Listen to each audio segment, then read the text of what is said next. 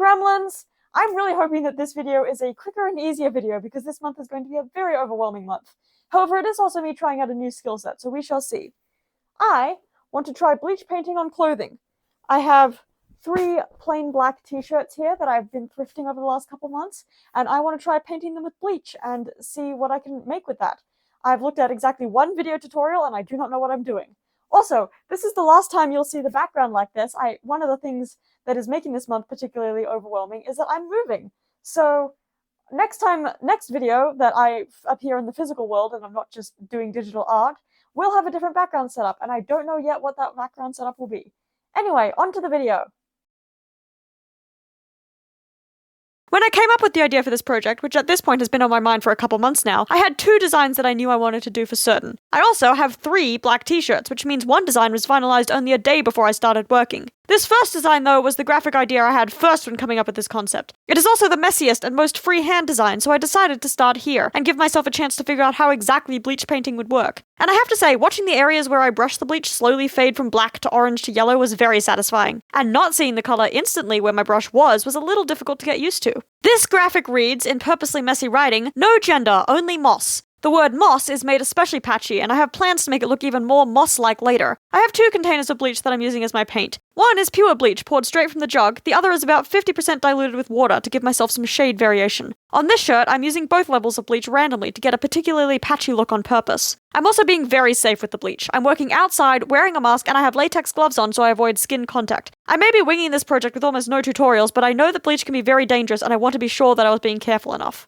In between the first 2 lines of text, "No gender only," and the bottom line, "moss," I painted a patch of what is supposed to be said moss. This patch is also patchy with different levels of bleach intensity, and I plan to dye it green later in the process. The final few touches, for now, are a few spur-of-the-moment mushrooms, both free-floating in the space around the words and growing out of the word moss. And then I drag the shirt out of the way to continue letting the bleach work on its own, with plans to come back to it in a few minutes for some final details depending on how it turns out. While painting, I was on a video call with the bearded gremlin, which was fun. He also helped me with the concept of the second t-shirt, which I'm starting to paint now. This design is insect, a subject the bearded gremlin has a lot of interest in, so he suggested a lot of the subjects for this shirt. For example, this first bug I painted is a tortoise beetle, which is both his suggestion and one of his favorite beetles. For the outlines on this shirt, I'm using only the pure undiluted bleach and a very thin brush. Even with that thin brush, my lines still did bleed more than expected, so this design is a little fuzzier than I'd pictured it. It also bleached the strangest. This t-shirt was a cotton poly blend, and I see now why it's recommended to only use 100% natural fiber fabric. The design looks a lot more grey than pale yellow, probably because the polyester didn't lift at all. I still like it, but I do wish I'd been more careful when buying these shirts, and only used cotton ones. The next insect I painted was the lunar moth, and that was my idea. Moths are so cool, and lunar moths look particularly amazing. I've made shirts with moths before, but this is my first time using the lunar moth design, and I can't believe it's taken me this long. Next up is a stag beetle, an insect that I also embroidered on a patch in a recent project here. I think stag beetles look really cool, and this also means I could match this shirt to the shorts the stag beetle patch is attached to. Not technically insect, but I painted a pill bug next, and I don't care what it's classified as. Vibes-wise, it counts as a bug and belongs on my insect shirt. I love pill bugs, they're so cute. The safari ant probably came out the worst, just because it's the smallest and most delicate design, and my bleach bled too much in the fabric for those details to show. I chose the safari ant because I grew up encountering them a lot, and while I didn't enjoy those encounters, I do miss when the most painful an ant could be was pinching you until you picked it off. I live in Australia now, and I have to avoid green ants, which hurt for hours after they bite you. Up next is a dragonfly, another fairly basic insect, but fun to draw. I'm not sure if I got the wing shape correct, though. It was also around here where my excitement about how well the bleach was lifting the color of the fabric was turning into apprehension about what the color was becoming, because it wasn't going yellow-white, but grayish. The final 2 insects I painted were the death's head hawk moth, another moth that I'm shocked it's taken me this long to put onto clothing, and a shield beetle, again at the bearded gremlin's suggestion. And then this shirt too got put aside to process. While I continued to avoid starting the final and most intricate design, I returned to my no gender only moss shirt to see what final details I could add. I added some more bleach to the moss patch to add a little definition, and I lightened some of the letters that weren't showing up well enough. And now we come to the final shirt. Sorry about the exposure on this part of the video. I didn't realize while working that my camera brightness was up, and I can only do so much to bring the exposure down in post. This design is a skeleton unicorn lying framed in vines. It is inspired by the idea of medieval illumination with a border around a subject, but I'm not copying a specific style. Also, horse skeletons are really hard to draw. I spent so long sketching this and trying to find good references for the positioning of everything. Hopefully the stylized nature of this graphic can give me some leeway as far as anatomical accuracy goes. It was also quite windy while I was working, so leaf debris kept blowing onto my shirt while I worked.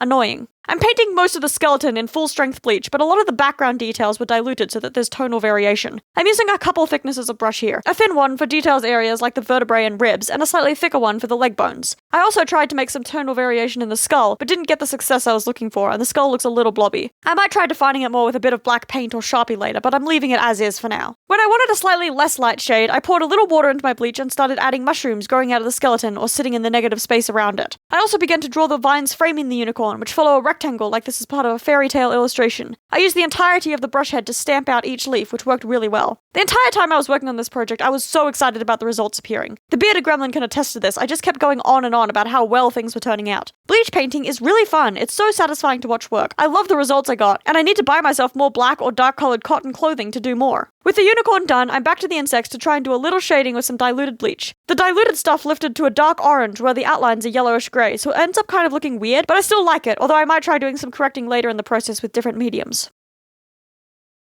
And now we come to that later in the process. I went into this project knowing I wanted to dye the moss bit of this t-shirt green, and after the unsatisfying result of the insect t-shirt, I figured I could also try to dye it a little bit more orange, like I'd hoped it would turn out. I have tie-dye for this, because even though I won't be tie-dyeing, it should work as regular fabric dye, right? The answer to that is no, not really, but I tried my best. This was a mix-it-yourself dye kit, so part of the issue could have been my own error. I'm starting by making myself some green dye for the moss shirt. My plan was to just squirt the colour onto the parts of the fabric where I wanted it, then as per the instructions, wrap the shirt up to sit for several hours, then wash it. So I loaded the fabric up with dye, kept adding more and more as I realised it wasn't as vibrant as I wanted to be. Even off camera later, after it had been sitting for a few hours, I went back with even more of the dye crystals to keep trying. I got hopeful for a while after it dried a second time, until I followed the instructions and washed it, and well, you'll see the results soon enough. For now though, onto the second shirt. I'm trying to use a mix of yellow and red dye to make the greyish bits of the shirt orange instead, like I wanted them to be. I was a little less confident in it working, but I figured it was worth a try, and again, I wrapped it all up in plastic to wait. And like I said, I followed the instructions on the packet, washed the shirts after the allotted hours had passed, and well, here are the results. They aren't bad by any means, but they aren't what I'd envisioned either. Still, overall I'm really happy with these shirts, so on to the reveal and conclusion.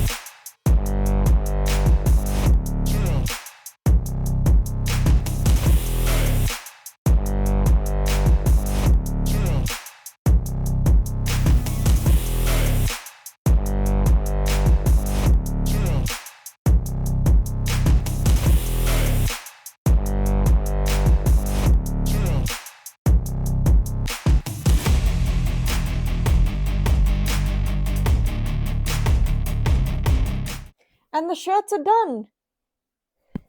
And I am super happy with them. I've already worn this one a few times. The other two, because I was doing the tie-dye to them, haven't been dry until this morning, so I haven't been able to wear them really, besides the reveal footage. But I am so happy with all three of these shirts. Some of them didn't turn out quite the way I expected. You can't really tell that I attempted to dye this green. It's a little bit tinted green in places, but it kind of just neutralized the orange, rather than properly dyeing it.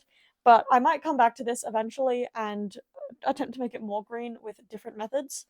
And this shirt, I might also come back to at some point and use like paint or something to add thinner white lines in the middle of my bleaching to get more of the full bleached effect that I was looking for. I might not though. I do actually, it's growing on me. I was disappointed when I first made it, but it's growing on me. And then this one is just perfect, pretty much. I'm so happy with this design. So yeah, I'm really happy with the video this week. Um, I want to get my hands on more clothing that I can bleach paint now because it was so much fun to work with. I'm going to be unstoppable once I have the budget for buying more clothes. Yeah. Next week's video will probably be a little bit more chill because again, this month is really busy and it might be a little while before I'm back to full energy and have time. But until then, bye.